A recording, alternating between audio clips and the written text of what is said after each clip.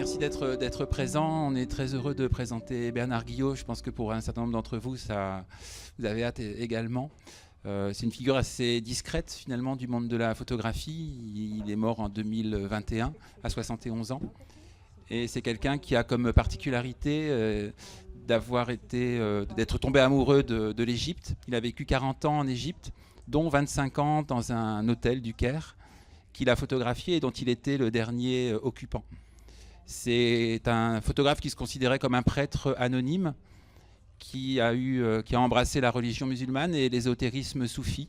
C'est-à-dire qu'il y a une conception en fait, dans l'ésotérisme soufi de l'amour comme clé de voûte de l'existence et du monde, et que nous sommes dans un monde inversé quelque part, et que par l'amour, et je dirais peut-être à travers la photographie, la façon dont il l'a pratiquée, on pourrait atteindre quelque chose de l'ordre de l'unité première, quoi. Donc on a la chance ici d'avoir avec nous Patrick Lebescon, éditeur, créateur des éditions Filigrane, qui a publié en 2003 Le Pavillon Blanc, qui est un livre qui a obtenu le prix Nadar. Et Ilias Georgidias, qui est le directeur des éditions Origini Edizioni à Livourne, qui a publié également un livre magnifique il y a 1 ou 2 ans, La Cité des Morts, donc travaille sur la nécropole, la plus grande nécropole du Moyen-Orient, la nécropole du Caire.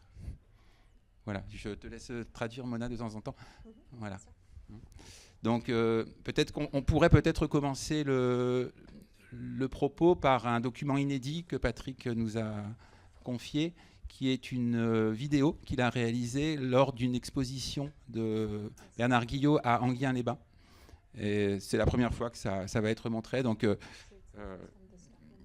moi, ça m'importe d'autant plus qu'on est dans avec ce photographe, on est dans une réflexion, une esthétique où le visible et l'invisible se mêlent, où l'art est quelque part une porte d'entrée pour unir les vivants et les morts. Et je dirais que pour introduire peut-être cette vidéo, Esprit de Bernard Guillot, es-tu là ?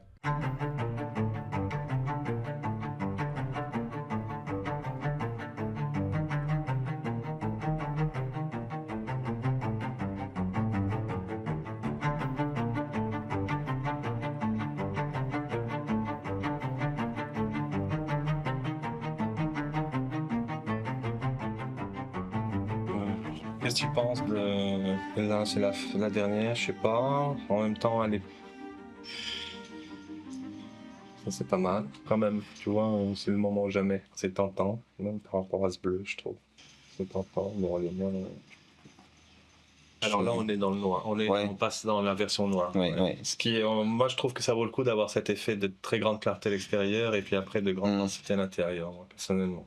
Mais c'est. Alors, puis visuellement, en réduction, elle risque d'être un peu plus, je dirais, compacte. Ouais, t'as raison. Tout ça, ça se perdrait peut-être. Sans doute.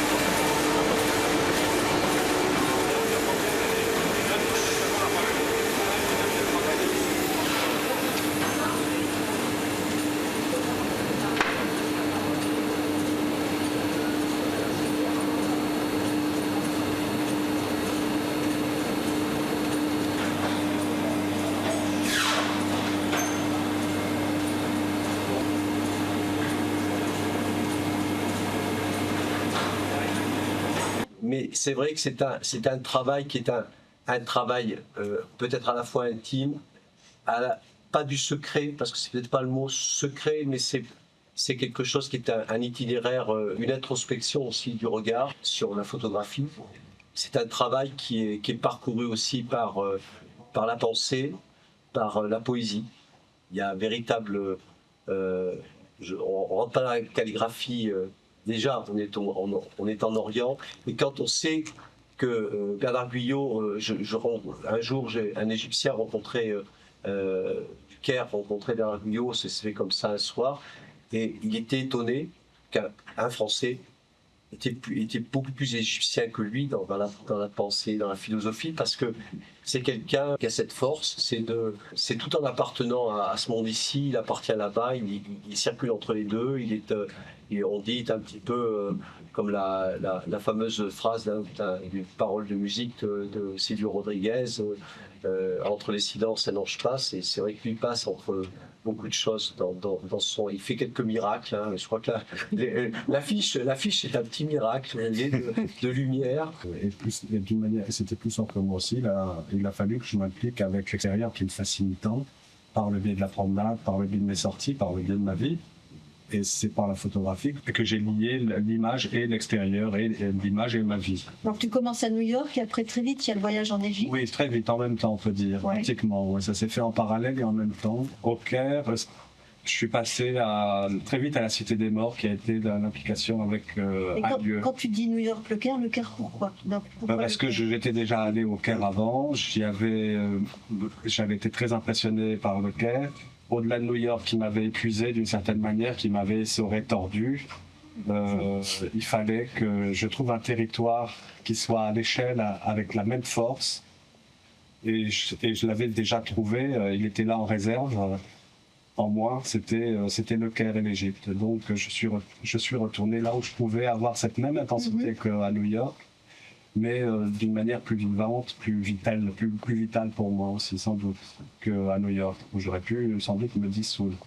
Donc j'ai commencé au Caire à photographier beaucoup, et c'est la Cité des Morts qui m'a d'abord inspiré énormément d'emblée, qui est un lieu très très privilégié, très à part dans le monde, et qui est une sorte de doublage de la ville.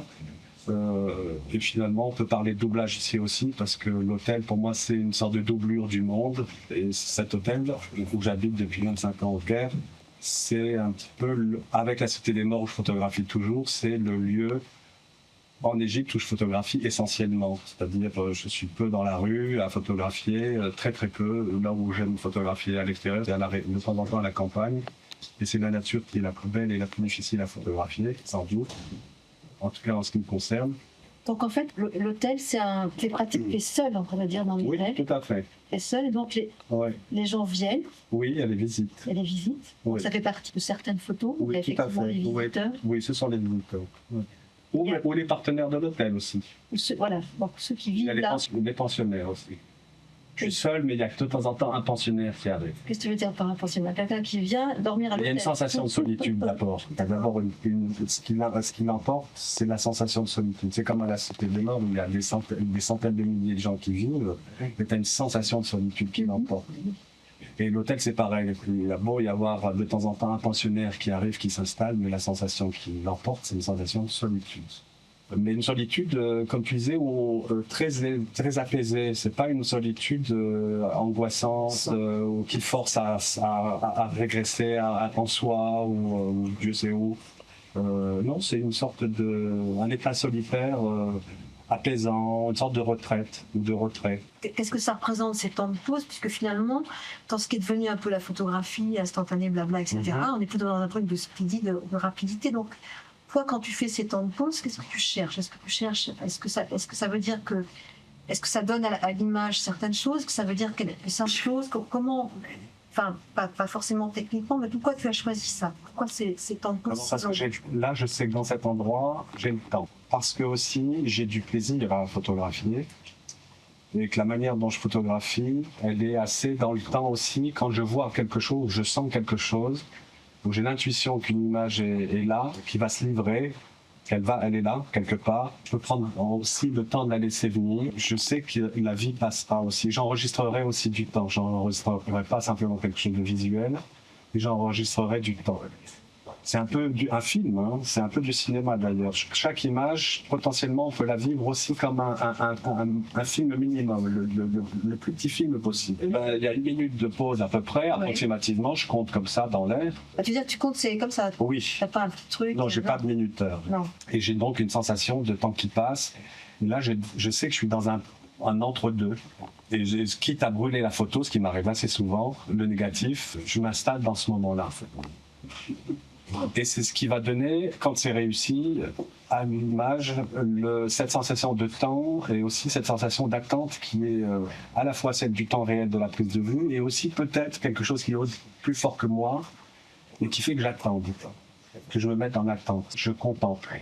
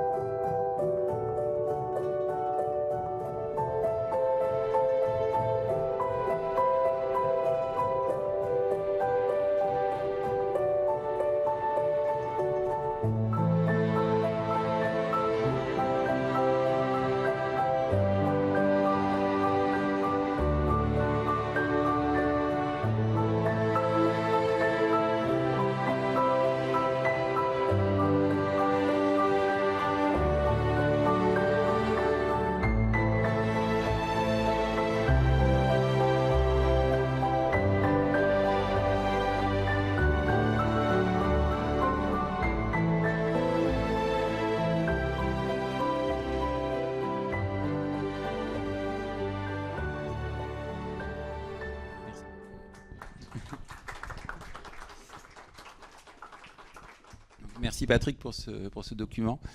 On peut percevoir aussi quelque part, il parle beaucoup du temps, Bernard Guillot, et qu'il y a quelque chose de l'ordre à la fois de très présent et d'immémorial, comme s'il s'agissait à la pause longue de saisir des âmes. Il a été le dernier habitant donc, de cet hôtel également, où il a vécu 25 ans, comme je l'ai dit, vivant 40 ans en Égypte.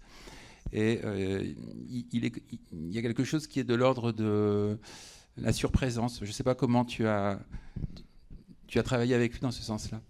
Alors, je peux faire un petit historique déjà sur cette rencontre, puisque c'était une vraie rencontre, comme avec beaucoup de photographes d'ailleurs avec qui je travaille, où c'était un travail sur le temps long. Donc c'est au début des années 2000, plusieurs photographes, Jean-Michel Fauquet, Jean-Philippe Reverdeau et notamment Denis Dailleux. On avait sorti un petit livre qui s'appelait Habibi Cairo. C'était son premier livre de Denis. Et ce qui s'est passé, c'est que Denis voyageait aussi entre le Caire et Paris. Et donc, il me parlait de Bernard sans avoir vu d'image, mais donc, c'était comme un mystère pour moi, ce personnage, ces images. Et la rencontre s'est faite bien plus tard, évidemment, mais n'ayant pas de projet, et c'est ce projet d'exposition, là vous voyez une conversation avec Bernard et Dominique Roland et Brigitte Ollier à l'époque en 2023, lors de la première exposition de ce Centre des Arts à Enghien-les-Bains.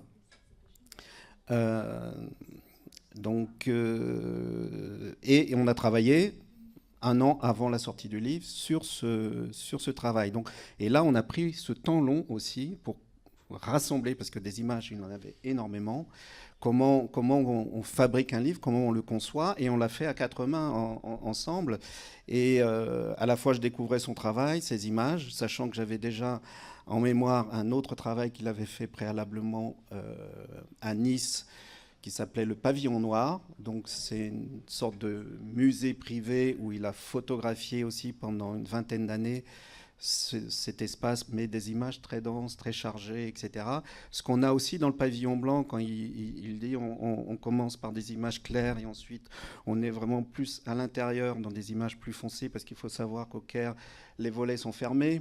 Donc au niveau de la lumière, c'est des temps de pause qui sont très très longs. Il travaille son Rolleiflex 6.6, donc en négatif, sans savoir ce qu'il photographie, puisque c'est de retour à Paris qu'il développe ces images. Et donc voilà, le côté latent aussi de l'image photographique est omniprésent. Voilà en gros la première connexion que j'ai eue avec Bernard. Peut-être, Ilias, je vais te demander aussi, toi tu ne l'as pas connu physiquement, mais comment tu as découvert l'œuvre de Bernard Guillot ?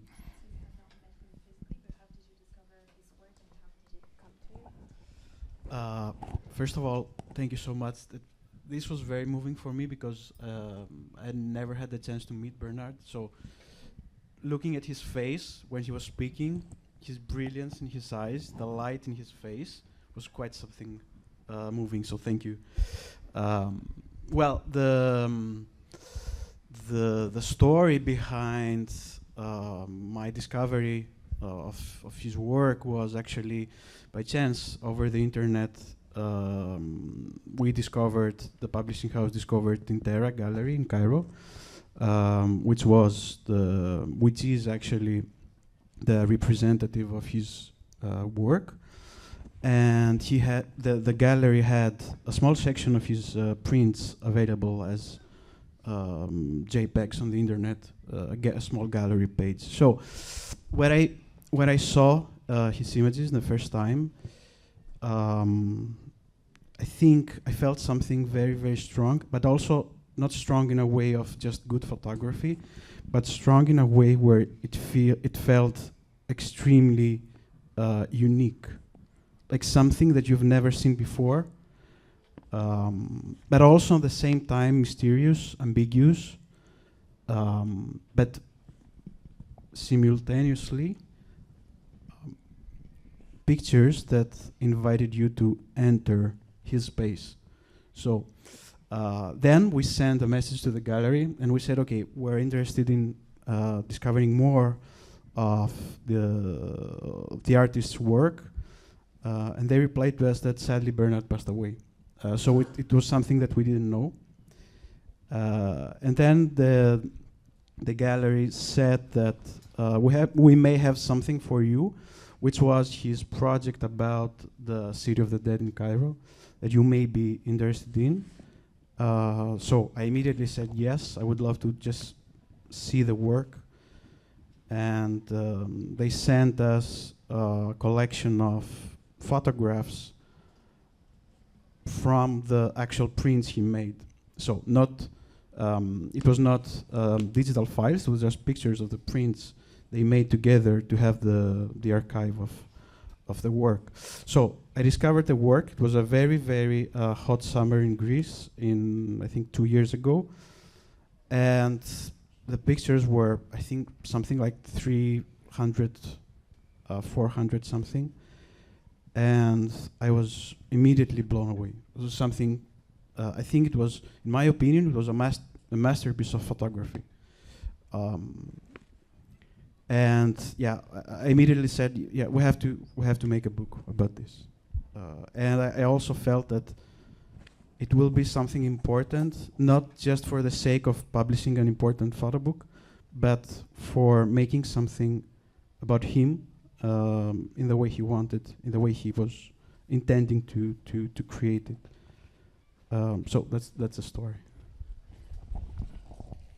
Tout d'abord, merci pour l'invitation. C'est très émouvant de voir son visage, vu que je ne l'ai pas rencontré, de voir la vivacité de son esprit à travers ses yeux, dans la façon dont il s'exprime. Et donc, l'histoire derrière ma rencontre, c'était par hasard sur Internet.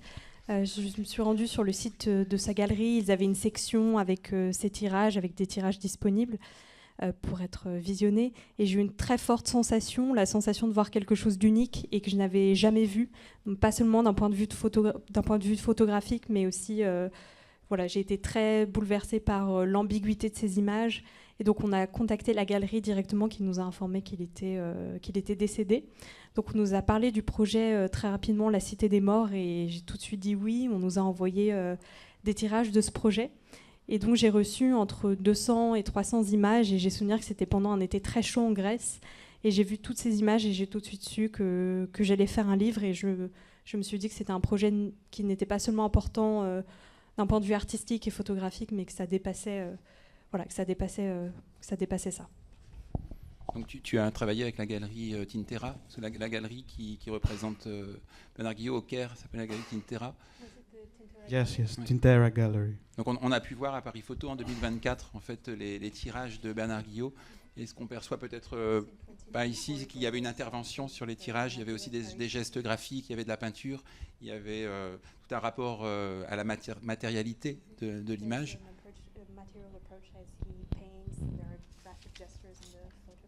Donc est-ce que c'est une dimension qui t'a intéressé aussi dans ce que tu as reçu sur cette matérialité, disons? Yes, 100%. It was one of my favorite parts of his work. But it's not only about the gesture of having some kind of expressionism in his photography, but it's also about.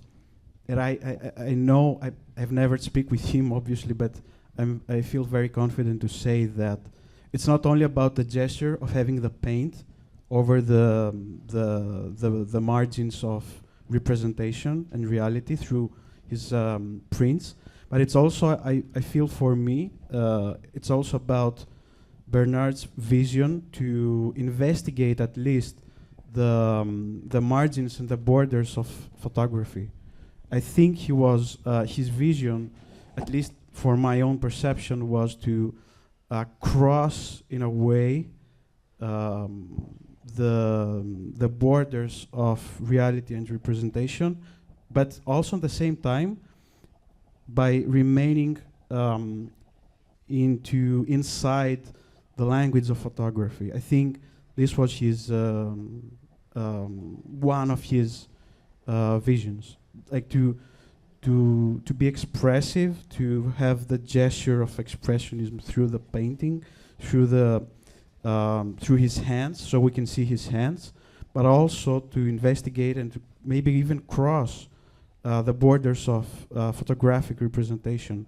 That was quite something quite important for me to realize. And I think it is also one of the main aspects of this book that keeps the energy and the vision and this vibration that you constantly feel through his photographs. And seeing also the prints in Paris was amazing. Oui, tout à fait. C'est même un des aspects les plus intéressants de sa photographie. C'est pas tant l'expressionnisme qui s'en dégage, puisque c'est pas seulement un geste pictural, un geste de peinture, c'est aussi une manière d'explorer les marges de la photo, les limites de la réalité, de la représentation, tout en restant dans le langage de la photographie. Et c'était aussi une manière pour lui de laisser une trace de sa main. Donc c'est aussi l'aspect principal de son livre, c'est une manière de retranscrire son énergie. Et oui, c'était aussi très émouvant de voir ces tirages et ces impressions à l'exposition à Paris. Les tirages, Patrick, sont de Bernard Guillot. Oui, tout à fait, hein, puisqu'il développait ses films. C'était pas un grand technicien, hein, donc il surexposait, sous-exposait. Ses tirages étaient tirés sur un papier mat, Ilford, etc. Et il y avait quand même beaucoup de gages. C'est pour ça qu'on parle de peinture. Et la peinture, parce que j'ai vu sur Wikipédia, il est d'abord peintre et ensuite photographe. Donc cette notion de peinture-photographe, je trouve, elle est intéressante. Et ce qui fait que la peinture est venue aussi sur les tirages. On a sorti un livre qui s'appelle Argentique Opéra, où justement ce sont un peu les chutes de papier qu'il a utilisées. Je vais le faire circuler. Et on a la réappropriation des images, on va dire, photographiques et qui sont ensuite rehaussées par la couleur, par le pinceau, on va dire. Donc, et c'est une notion latente aussi qu'on a dans la photographie et le temps aussi que il parle de ce temps de pause. Donc c'est l'épaisseur aussi de la lumière qu'il capte sur des temps de pause d'1 minute à 3 minutes, etc. C'est pour ça tu fais référence aussi à Francesca Woodman. Oui, alors c'est vrai que c'est des univers qui peuvent être proches. Il y a pas mal d'autoportraits, mais il y a aussi tous les résidents de cet hôtel qui sont acteurs, qui sont des personnages aussi dans son travail. Il n'y a pas que... sachant que Le Caire, c'est quand même une ville qui grouille, hein, qui vit, qui est bruyante, etc. Et là, on est dans des moments de silence. Et ces moments de silence, il arrive à les saisir justement par des temps de pause qui donnent de l'épaisseur à la lumière, de l'épaisseur aux images. Et c'est pour ça, dans le défilement, on voit qu'il y a un côté très essuyé aussi du tirage. Hein. Il y a surtout du gris, on va dire, hein, qui prédomine. Et ça donne aussi une douceur, justement, dans les lumières, dans le grain, etc. Et pour ça aussi, il y a le geste aussi de peinture dans le livre. le pavillon blanc. Il reste quelques exemplaires en bas, je le dis parce que c'est un Oui, document très précieux. c'est Si vous pouvez vous le vraiment procurer. les derniers que j'ai. C'est les derniers. Je vais le faire circuler. Et donc, il y a ce geste aussi de peinture qui intervient sur cette image de couverture qui est assez mystique. Hein. C'est une sorte d'élévation, on va dire. Il en parle aussi, Dominique. Et ce petit carnet, ce petit saison, L'œil enveloppé, qui est une sorte de essai photographique, sachant qu'il a photographié une tunique indienne centenaire dans son jardin au Massif central, parce qu'en fait, il avait 3 lieux, hein, le Caire, Paris et le Massif central. Une maison à la campagne où il passait 3 mois d'été, parce qu'au Caire, c'est trop chaud, donc il allait se réfugier au Caire. Et dans son jardin, il a photographié cette tunique centenaire, notamment au niveau des broderies. Et puis là, c'est pareil, au niveau de la couverture, on l'a restitué uniquement par les peintures. Donc, je ne me souviens plus trop de la question, mais... Moi non plus, mais peut-être... Si, j'évoquais son art du tirage, sa façon de... Oui. Comment dire, parfois pour des tirages ratés ou moins réussis, en tout cas, de les rehausser par la peinture et d'en faire quelque chose malgré tout. Exactement, ouais. C'est ça. Et Dominique Moisan, Frédéric Moisan, sa galerie qu'il a représentée pendant plusieurs années, exposait essentiellement ces tirages peints. Donc c'est des tirages uniques pour le coup, un seul exemplaire. Donc... et on a un autre livre ici qui est aussi, c'est des cahiers, enfin ça reste quand même des opus très, très légers, c'est constitué de 16 pages, ici 32 pages. Et ce genre de choses, j'aime bien aussi les faire parce que ça fait exister très rapidement un travail. Et à ciel ouvert, donc c'est un travail aussi, pour le coup on est beaucoup à l'extérieur, on n'est plus à l'intérieur, et on est sur une photographie, on va dire, plus classique, mais... il y a malgré tout cette vibration du temps de pause, puisqu'il faisait les photos avec des temps de pause très longs, c'était au trépied, mais par ailleurs, il avait son relais flex. Et ce côté, ici, on voit bien sur cette image qu'il y a un tremblement. Donc il est aussi physiquement présent dans l'image. Cet aspect vibratoire est essentiel chez lui. Je vais vous citer une de ses phrases. « Le fluide, je le connais ici en Égypte, en serrant la main d'un individu particulièrement spirituel. Il laisse un dépôt de particules qui viennent d'un monde inédit et qui s'accordent avec celles émanant de ma paume. Le même fluide invisible qui brûle tel un chalumeau le front de certains à la prière. » Donc cette dimension vibratoire, en fait, il l'a cherchée en permanence. Et je dirais aussi qu'il l'a cherchée dans la littérature parce qu'il était très sensible aux mots. Le pavillon blanc est accompagné de textes très forts de Bernard Guillot, qui cite notamment Mallarmé, par exemple, le poème absolu, une sorte d'œuvre totale absolue. Je ne sais pas si tu peux parler un petit peu de ce rapport aux mots et à la littérature. Son rapport aux mots, c'est-à-dire qu'il n'y a rien à faire à l'hôtel du Maffei au Caire. Donc le temps glisse, c'est un sablier. Et l'écriture, pour le coup, c'est des extraits de son journal, hein, qui sont dans ce livre. C'est des très courts, qui ne sont pas datés, mais qui parlent aussi de ce hors-champ de ces images, de ces résidents, et des références littéraires, parce que pour le coup, il lisait tout le temps. Donc il sortait très peu de cet hôtel, qui aujourd'hui est fermé depuis 2003. Quelques années 2003, je crois. Après le livre, oui.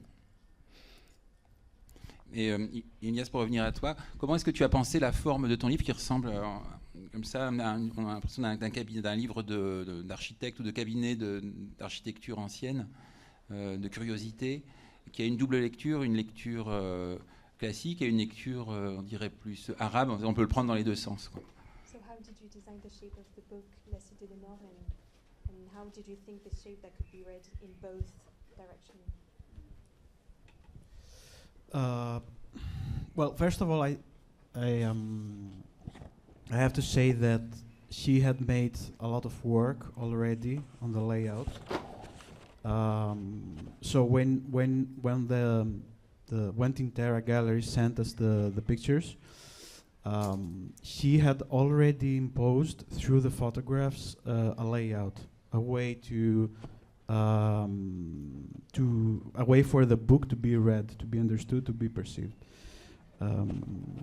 So mainly what I did, and what we also did in Origine, was to follow this path, this route that he created, as accurately as possible.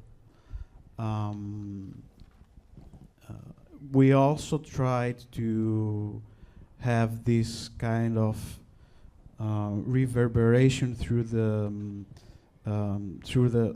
circle that you do as a gesture to read the book through English, Arabic, and the pictures. But it's also about, I want to say a few words also about how he worked on the layout of this book through the images. Well, the essay that he had, because he was also planning to have a long essay about the work, both in English, in French, and Arabic. That was his vision. Okay, but this is the first part.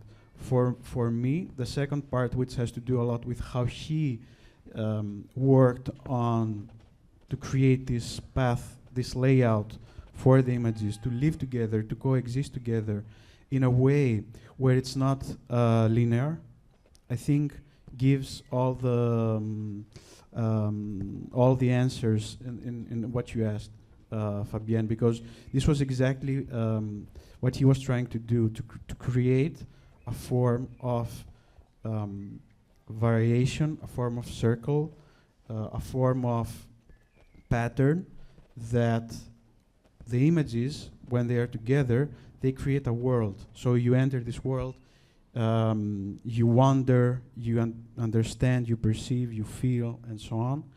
But it's never one straight line, as we have managed as we have learned to read or to perceive pictures as well. So it was actually almost, if not at all, it was pretty much all that he did in the vision that he had to create this book. Ce qui est perceptible, en tout cas, je te laisse, c'est l'admiration que porte l'éditeur envers Bernard Guillot.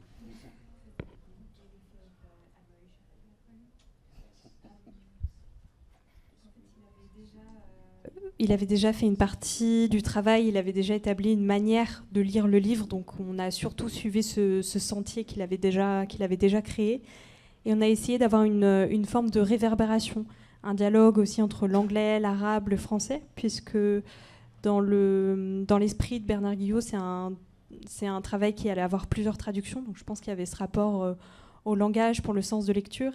Il a aussi travaillé pour que les images coexistent d'une manière non linéaire, pour créer des variations, des motifs, et pour que les images finissent par créer des mondes, ou un monde dans lequel on puisse flâner, se perdre. Donc en fait, c'est surtout sa vision dont on a hérité et qu'on a suivi. Et je voulais te demander aussi comment tu as traduit la dimension spirituelle de son travail. Vous pouvez voir le livre en bas, au Photobook Fair. Il y a des papiers plus fins, il y a une façon d'avoir une forme de légèreté à certains moments. J'imagine que ça participe pour toi d'un rapport très intime à la façon dont il percevait la réalité, disons. How did you translate the spiritual aspect of his work and also way of life? We can see the book downstairs that there are different thickness of paper. Was this a way to translate this? Yes, totally. The different voices, I think in the spirituality of his work, you can find different voices and different volumes of those voices. So what we did was to translate those voices into materiality and into different kinds of materiality. So this is why you see very thin, lightweight, transparent paper that we used for his small paintings. We also try to create something special that it's not very used to happen in photography, in photo books. The way we had the digital files of his prints, the digital version of his prints, had on the first look had a very subtle feeling of saturation based on the papers that he used. Okay, so our idea was not to, this is a bit technical, sorry about that, but it's also important on your question. we decided not to turn his work into just simple grayscale files, but instead we tried to keep the saturation that the digital versions had, which was based on the paper he used for the darkroom. So all those elements, I think, coexist in this manner to enhance the volumes of the spirituality of his work. I feel that when you see the book, when somebody sees the book, you can really understand that it's not just one thing that he does. Okay, it's not just one ingenious photography that he makes. It's way more than this. It's multidimensional. It has a lot of forms. It has a lot of experimentation, and in terms of the textures and the handmade capacity of the book, we try to do exactly that. We try to translate and interpret every different volume of spirituality through different papers, different materials, and the general feeling that you have when you flip through the whole book. So it's something that it's not linear. It's something that every time is changing. Page by page, eventually, you feel the different volumes of that. On peut en effet trouver différentes voix dans son travail et des voix qu'on a essayé de traduire par des changements, des variations de papier. Donc pour ce travail, on avait reçu bien évidemment les fichiers, donc les versions digitales en fait de ces différents tirages, et on pouvait voir en défilant les photos qu'il y avait différents types de saturation. Et donc on a décidé de ne pas uniformiser tous les fichiers, mais essayer de rester fidèle au papier qu'il avait pu utiliser dans le laboratoire argentique. Donc tout son travail, c'est pas forcément une seule chose qu'il fait, ce n'est pas du génie intuitif, il y a aussi beaucoup d'expérimentation dans son travail, donc expérimentation avec différents papiers. Donc c'est quelque chose qu'on a essayé de traduire, et encore une fois, c'est pas du tout un procédé linéaire, c'est un livre qui a beaucoup de volumes différents, et ça a été une manière de retranscrire sa spiritualité. Est-ce que le corpus de la Cité des Morts était clos, ou est-ce qu'il était en cours d'élaboration encore? Is the corpus of images finished, or was it an unfinished work when he passed away? That is a very good question, because I don't know if I have the answer. I think it was. I know that he had made something like 10 to 20 different dummies of this work, but this does not necessarily mean that he considered this to be a finished project. I have this feeling that he was going back and forth between the final form that would encapsulate his vision and the possibility to create new images, because this was this corpus was evolved through 25 years, I think. So based on that, and based on the progression of the dummies that he created, I'm not sure if I have the answer. I believe that he was feeling that it was time to do something with it, but also at the same time, there is something that was and is telling me that he may have a small possibility to do something more, just a final touch of something, just the final few images or the final few paintings to add.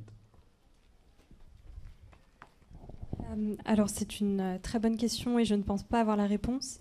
Au moment où on a travaillé avec les images, on savait qu'il avait déjà fait entre 10 et 20 maquettes de ce travail, mais ça ne veut pas dire que c'était un processus qui était fini. C'est un corpus qui a été fait sur 25 ans, donc je ne suis pas sûre de la finalité du projet.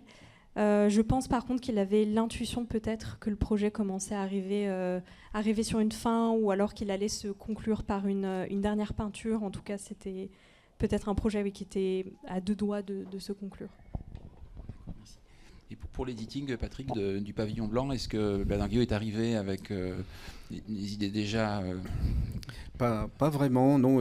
On a travaillé on a fait la maquette avec les tirages en fait, hein, puisque à l'époque, c'était il y a 23 ans, donc on ne pouvait pas tout numériser. Il y avait 200 tirages, 250 tirages, donc ce qui est énorme. Hein, et encore, tout n'était pas non plus tiré de son côté.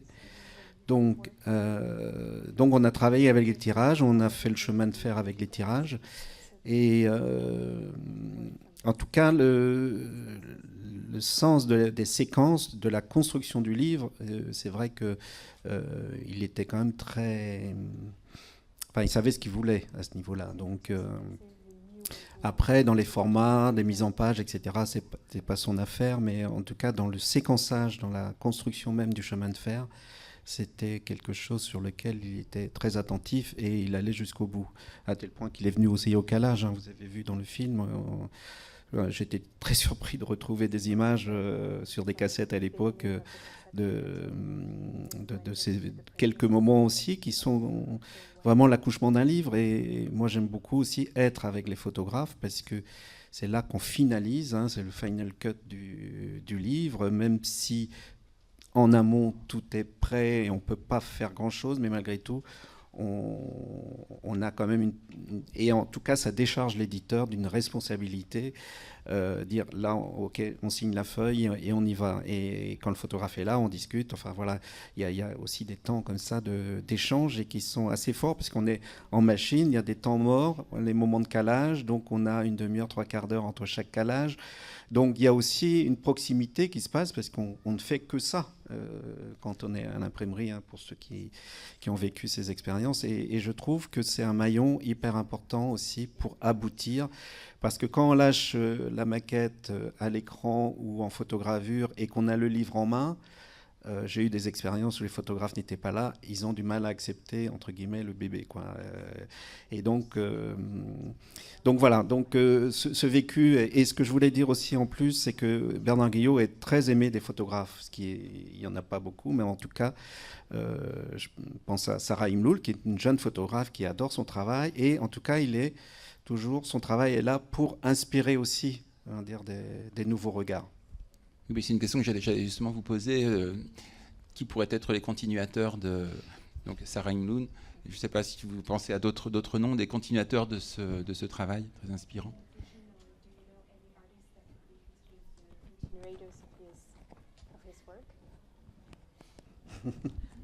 I'm sorry, but no. For me, I've never seen something even remotely close to what he was doing. There may be